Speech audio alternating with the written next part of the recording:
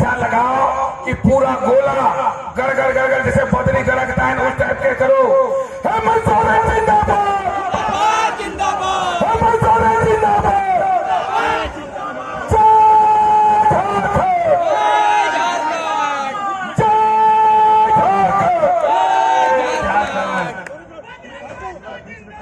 जिंदाबाद जिंदाबाद।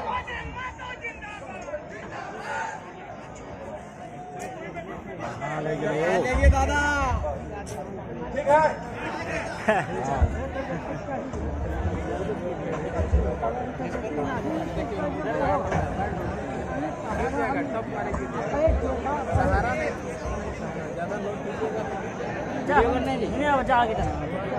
इधर ही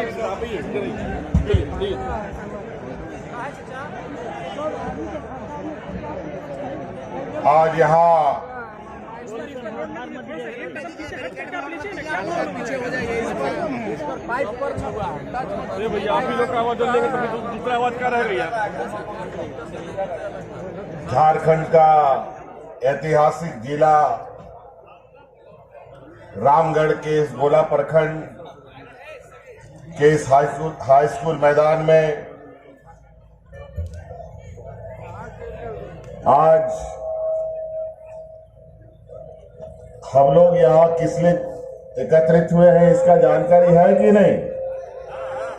आज यहाँ क्यों हम लोग जमा हुए हैं आप लोग को मालूम है? चलिए बहुत बढ़िया। ये उपचुनाव का आप सभा है।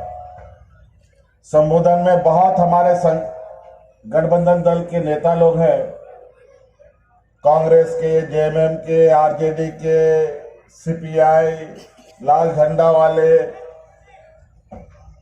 लोग भी हैं, सभी मंत्री भी हैं, विधायकगण भी हैं, महिला विधायकगण भी है। उन सबका और यहाँ गोला प्रखंड के आप सभी गांव से आए हुए हमारे किसान भाइयों, ग्रामीणों, माता बहनें, नौजवान साथी, बड़े बुजुर्ग, अबरन हड़कोन को, मजियाराम गुड़ित नायके को, गोबाबा बोया मिश्रा को, सनाब खोन पहिल अली सेन को नडियडी सनाव और गुरमनाव जोहार।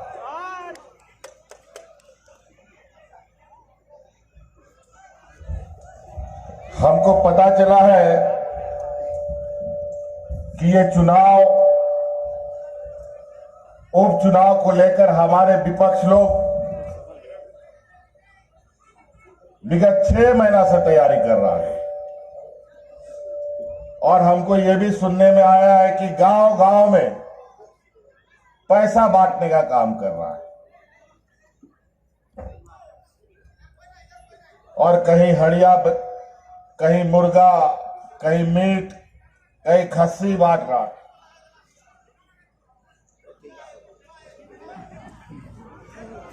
तो हम बोले बांटने दो भाई, जब जेब में ढेर पैसा हो जाता है तो ऐसे ही खुजली होता है लोगों को। और दुर्भाग्य से हमारे विपक्ष के प्रत्याशी भी एक व्यापारी पृष्ठभूमि से आते हैं और आज वो एक ऐसे गठबंधन दल के साथ है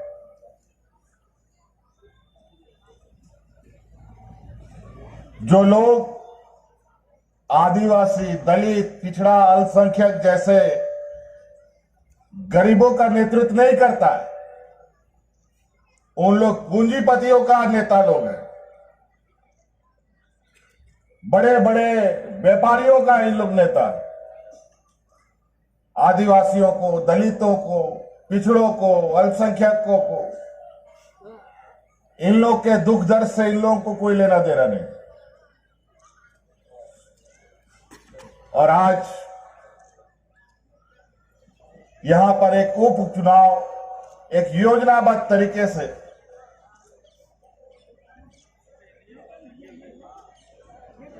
षड्यंत्र करके तत्कालीन विधायक ममता देवी को झूठे आरोपों में फंसाकर जेल भेज दिया और इस दूध मुआ बेटा का मां का दूध भी छुड़वा दिया। एक छोटी सी बेटी भी, अब वो कैसा पल रहा है, बढ़ रहा है, ये तो एक मां ही बता सकती है, एक औरत ही बता सकती है।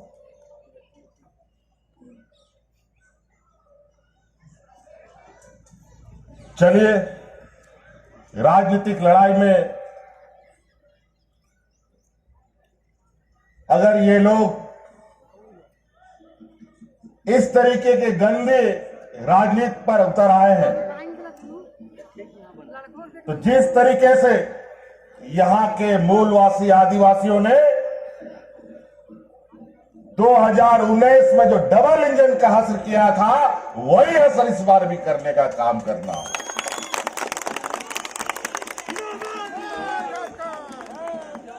इन बेईमानों को झारखंडियों की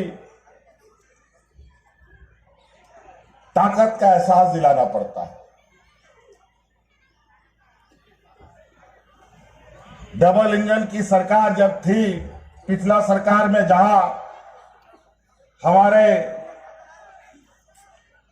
ये लोग भी नेता थे, जो आजसू पार्टी का केला छाप लोग भी मंत्री संतरी बनकर के बैठा हुआ था, उस समय से लेके आज तक 11 उपचुनाव हुए हैं, 2015 से लेके आज तक। डबल इंजन के सरकार में भी उपचुनाव हुआ, अभी वर्तमान हमारी सरकार में भी 4 उपचुनाव हुए हैं, और इन 11 उपचुनाव में 10 उपचुनाव हम लोग जीते हैं, एक चुनाव खाली हम लोग जीत पाया है, और वो भी गोड्डा का उपचुनाव जीता।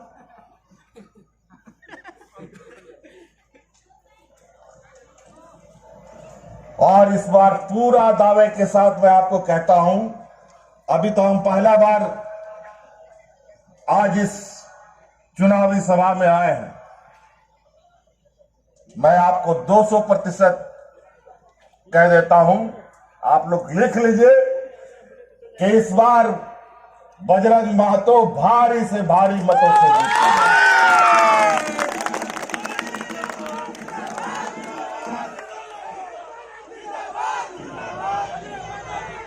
जिंदाबाद जिंदाबाद। आज ये ठेकेदारों का पार्टी, व्यापारियों का पार्टी, शोषण करने वाला आदिवासियों पर, दलितों पर, पिछड़ों पर, आज इस राज्य के ओबीसी समुदाय के लोग,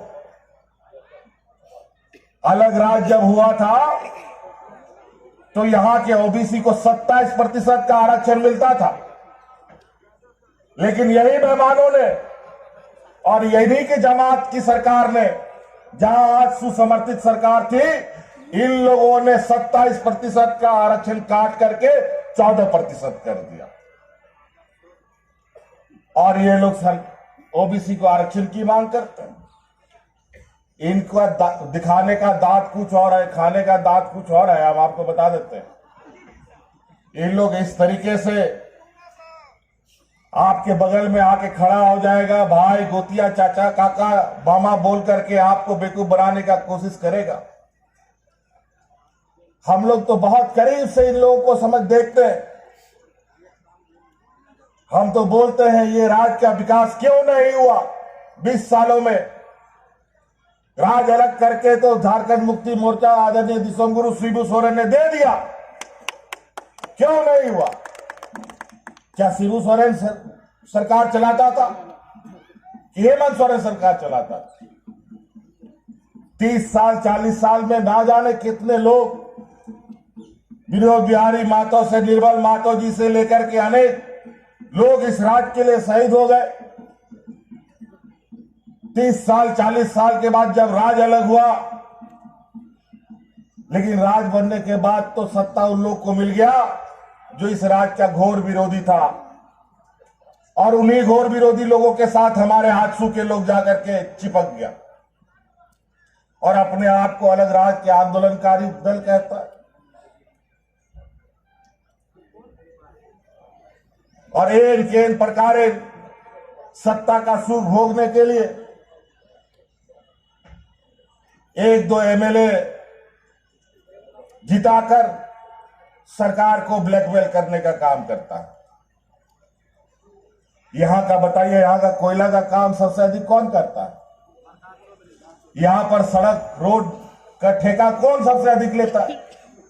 तो पता चलेगा यहां का जो हमारे आजसू के लोग हैं वही लोग लेता है। हम लोग को ना ठेका टेंडर नहीं आता। हम लोग के यहां हम लोग तो आदिवासी दलित पिछड़ा अल्पसंख्यक का मदद करता है। आज इस राज्य में विगत 3 वर्षों में 2 साल तो हम लोग कोरोना का महामारी झेले। कोरोना एक ऐसा महामारी इस देश में आया कि उसका इलाज किसी के पास नहीं था और झारखंड जैसा पिछड़ा राज्य जो इन लोगों ने दलदल में ढकेल दिया था, इस राज्य के लिए तो और मुसीबत। आपको याद होगा उस कोरोना का समय में हम लोग इस राज्य के मजदूर जो दूसरे राज्य में फंसे थे उनको हवाई जहाज और ट्रेनों से लाद लाद करके घर में भेज रहे थे। इन लोग बोलता था, इनके प्रधानमंत्री बोलते हैं हवाई चप्पल वाले को हवाई जहाज में चढ़ाएंगे। आज तक उन लोग हवाई जहाज में तो चढ़ नहीं पाया बेचारा, लेकिन आज हम लोगों ने अपने उन हवाई चप्पल वाले मजदूरों को हवाई जहाज से ला करके घर में पहुंचाने का काम किया।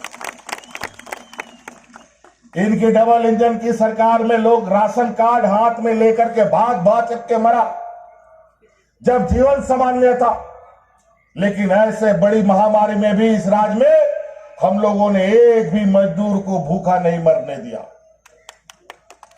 जब हाट बाजार गाड़ी मोटर काम धाम फैक्ट्री सब बंद था,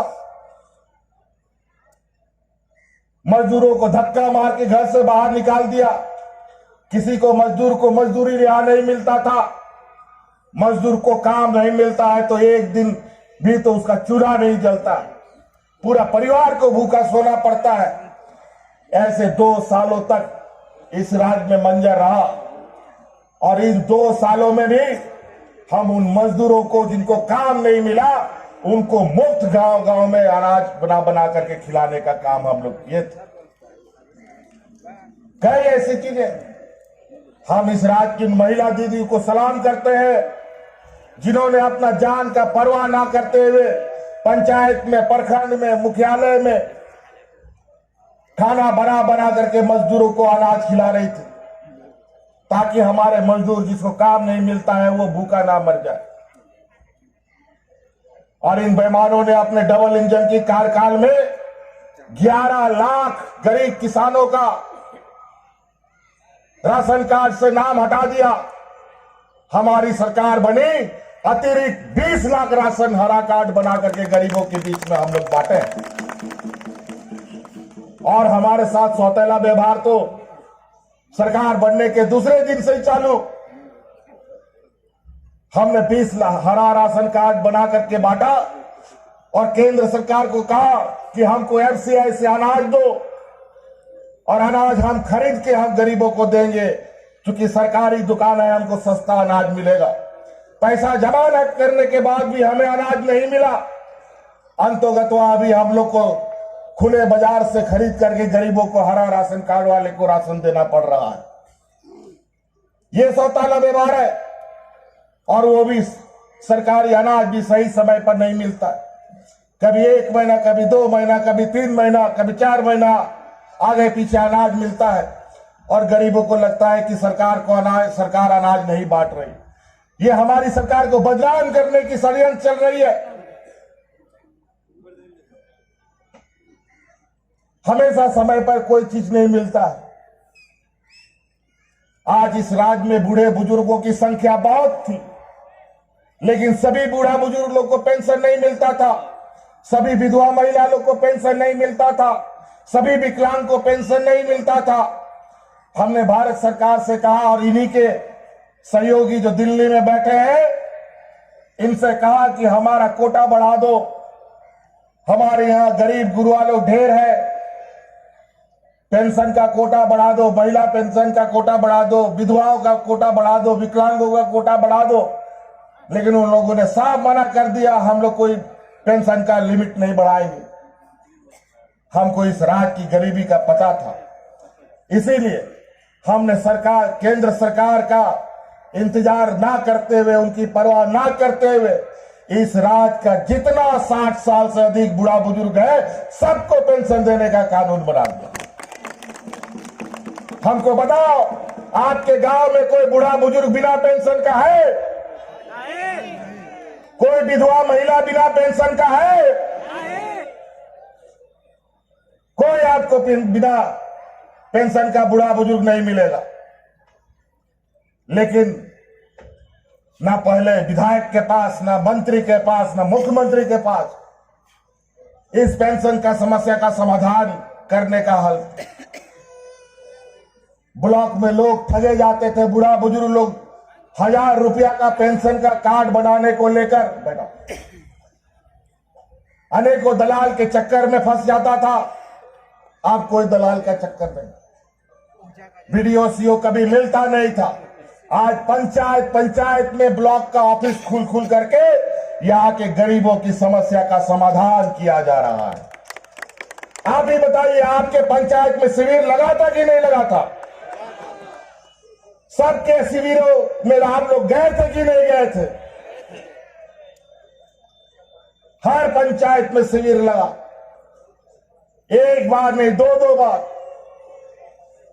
जहां पदाधिकारी कभी जाते नहीं थे, जाने का जगह नहीं, सड़क नहीं, रास्ता नहीं, पुल नहीं, पुलिया नहीं, वहां पर कोई बैलगाड़ी से, कोई मोटरसाइकिल से, कोई ट्रैक्टर से जा करके शिविर लगा करके गांव के लोगों की समस्या का समाधान कर रहा था।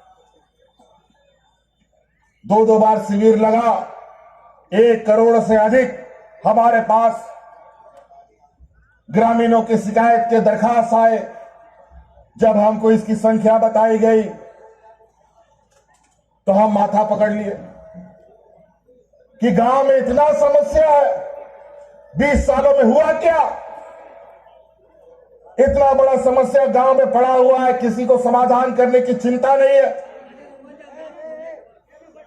करोड़ों संख्या में आवेदन आ रहे।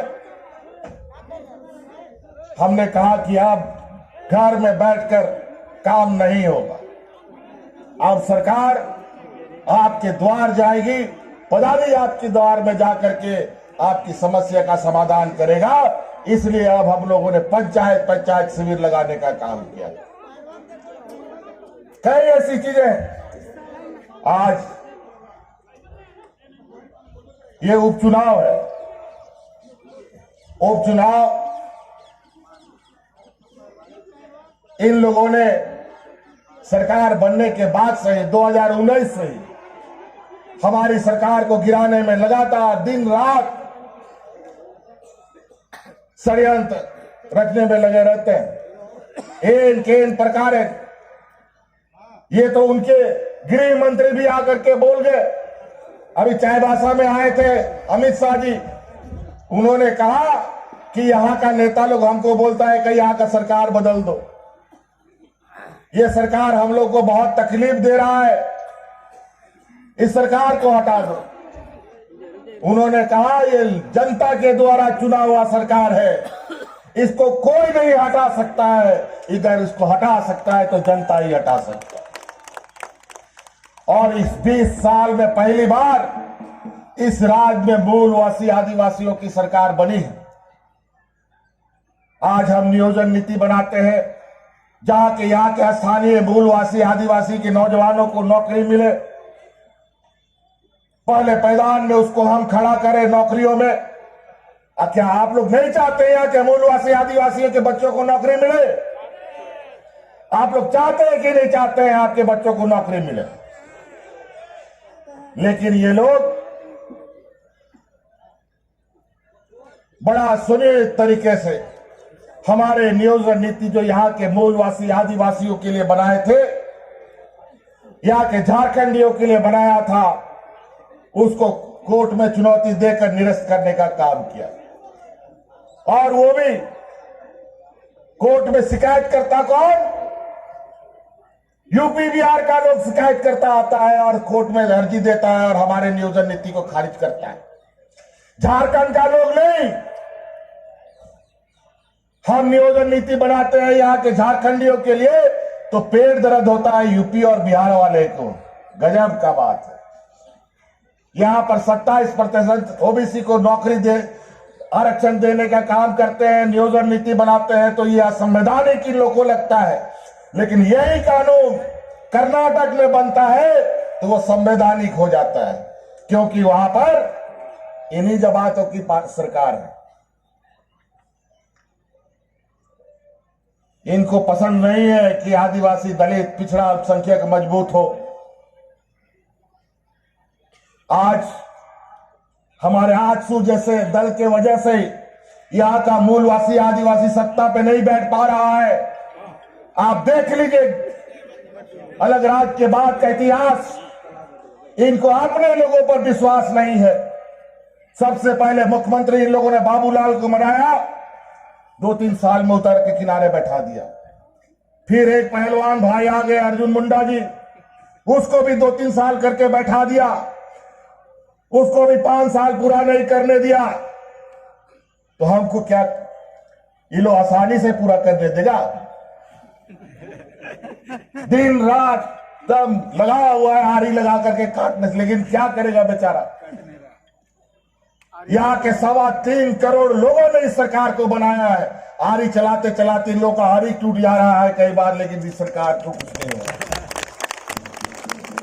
और यही हमारे आजसू पार्टी के लोग, इस राज्य में 5 साल पूरा करने वाला लोग कौन है? छत्तीसगढ़ से लाता है और 5 साल पूरा कराता है। यही इन लोग का चाल चरित्र है। इन लोग को आदिवासी मूलवासी आगे बढ़े, यहाँ का दलित, पिछड़ा, अल्पसंख्यक आदमी आगे बढ़े, इनको शोभा नहीं देता है। और होगा भी कैसे कि आदिवासी, दलित, पिछड़ा अगर मजबूत हो गया तो मजदूरी कौन खटेगा? इनका खेत गुहाल में कौन मजदूरी करेगा? इनका घर में बर्तन कौन मांजेगा?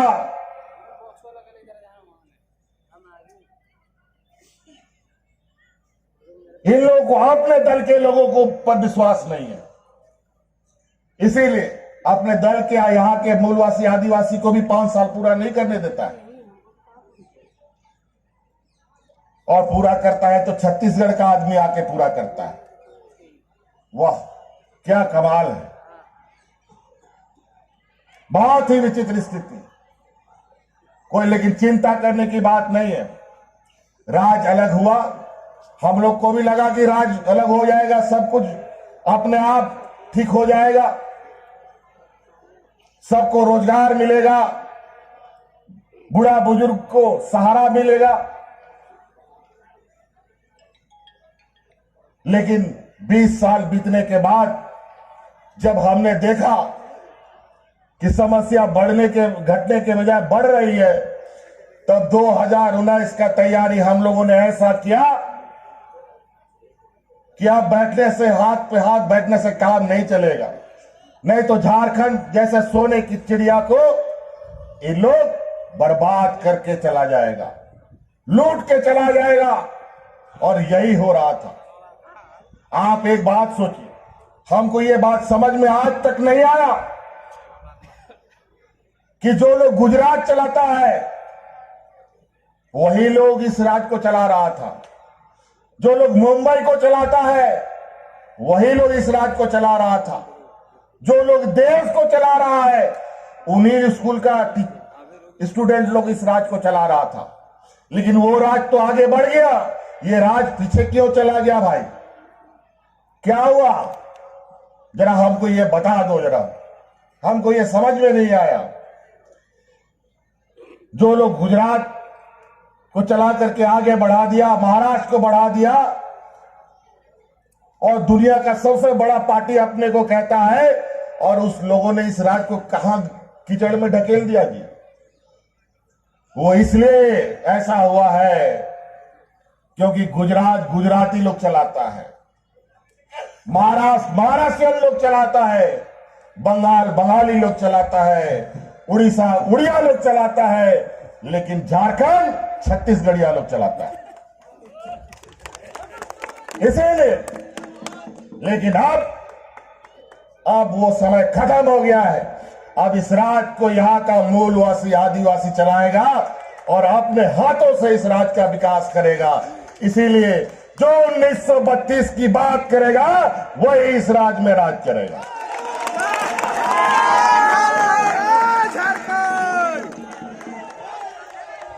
बोलता है 1932 का क्या?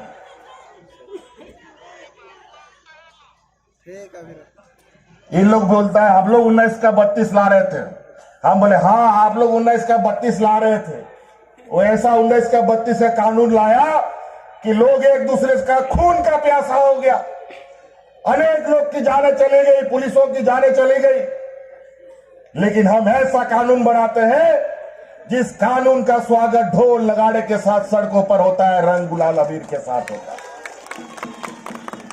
हमारे कानून और उसके कानून में यही फर्क है।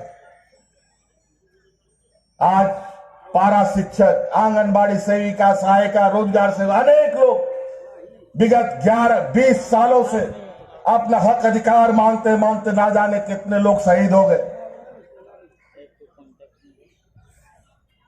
जब भी हक अधिकार मांगो, लाठी और डंडा खाने का काम करो।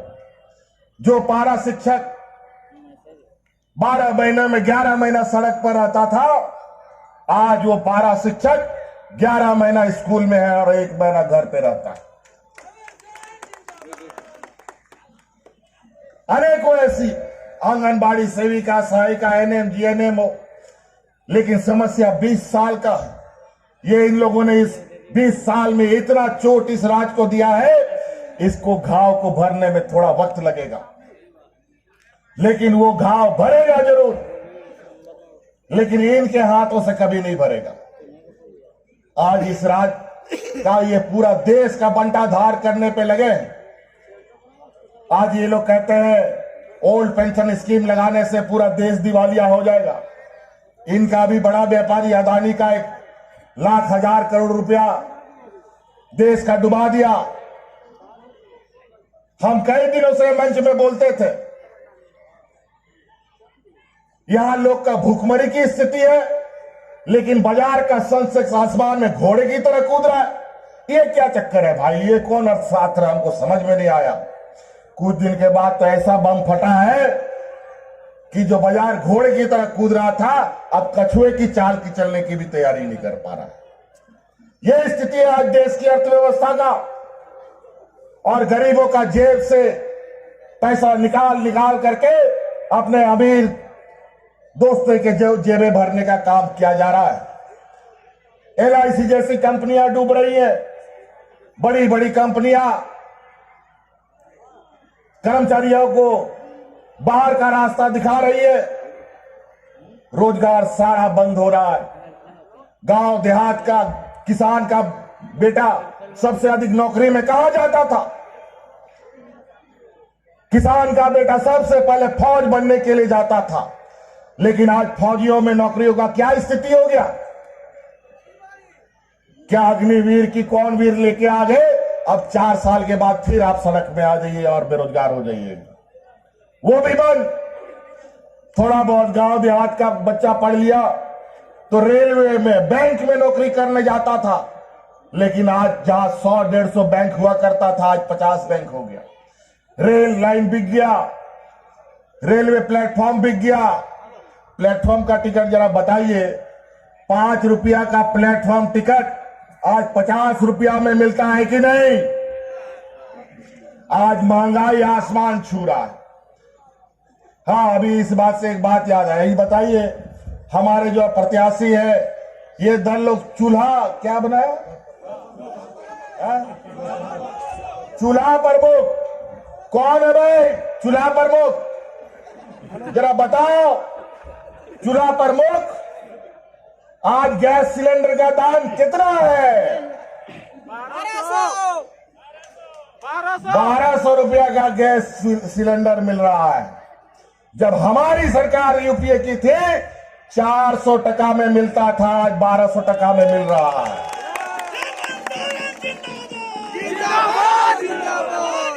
चूल्हा प्रमुख को बोलो, आज नमक का दाम कितना है? आज सरसों तेल का दाम कहां चला गया? आज दाल का दाम कहां चला गया? चूल्हा प्रमुख हो, ये तुम लोगों को बोका बना रहा है, बोका। थाली से पहले दाल चला गया, सब्जी चला गया, भात भी चला गया, आप खाली थाली बजाओ। चूल्हा प्रमुख हो,